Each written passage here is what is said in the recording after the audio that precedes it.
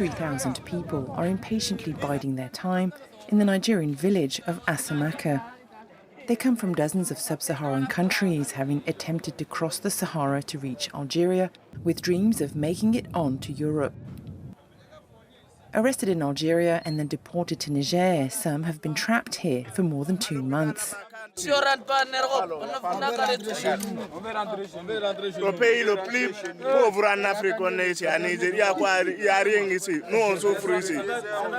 Hundreds of these migrants arrived in Niger injured.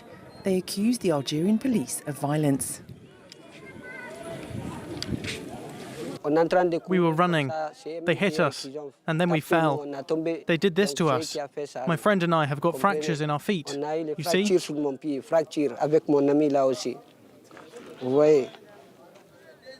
Most are registered in a transit centre fit only for 1,000 people. But this month alone, at least 2,000 more are seeking help from the International Organization for Migration in Assamaka. The backlog stems from the slowdown of repatriations due to the COVID-19 pandemic, but also regular expulsions by the Algerian authorities in very harsh conditions. We were thrown out at 4 in the morning, in the middle of the desert, without food, without water. I didn't have any strength left. They circled around us with their vehicle. They fired shots to make us flee. The Algerian embassy in Niger refused our request for an interview.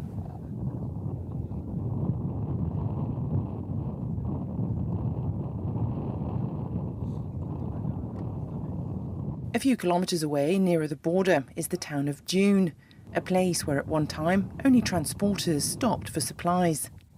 The few businesses here say they witnessed the arrival of groups of people thrown out of Algeria. They have suffered. Some have no shoes, some arrive without clothes. When they arrive here, they've already suffered a lot. The number of people arriving here has increased. Before, we had 5 tents. Today, you can see for yourself. Every year, the number of people increases. Humanitarian organisations carry out rescue operations in the Sahara to save migrants lost in the desert from dying of dehydration. Ibrahim Francois heads out on his tricycle to try and save whoever he can.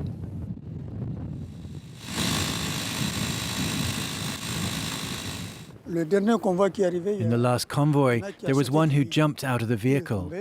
He fell and blood flowed from his ears and mouth.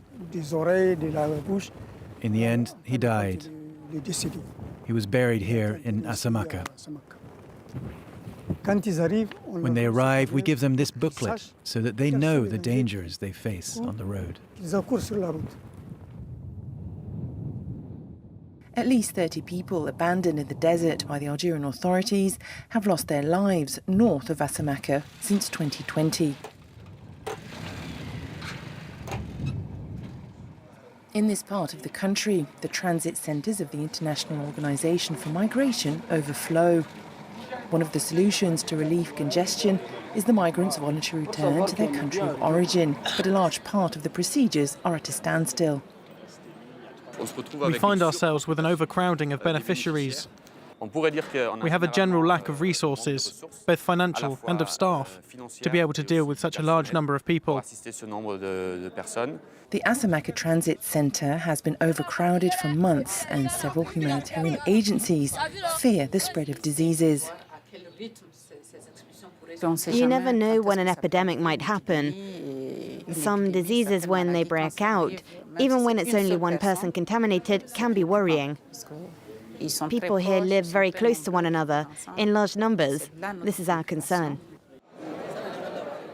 Since the beginning of 2022, the number of migrants on Nigerian soil has increased by nearly 20%, and as of October 30th, that number climbed to nearly 400,000 people.